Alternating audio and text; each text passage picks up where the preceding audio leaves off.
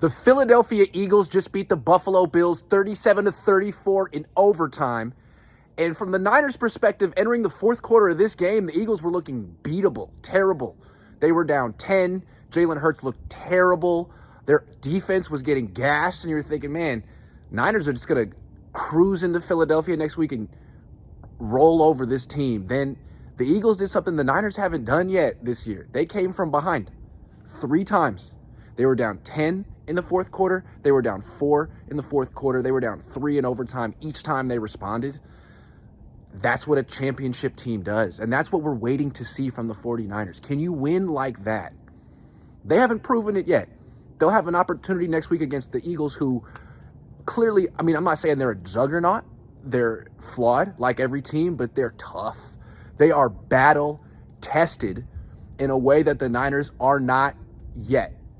And again, from the Niners, you look at this game, there are vulnerabilities with the Eagles. They can't stop anything on defense. Their secondary is terrible. They made Josh Allen look really good. Josh Allen always throws a pick, so you can count on that.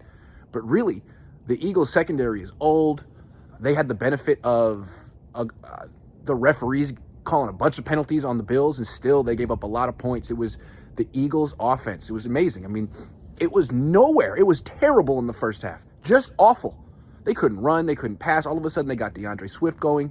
All of a sudden, Jalen Hurts went from being completely it looked like he needed to get benched at halftime.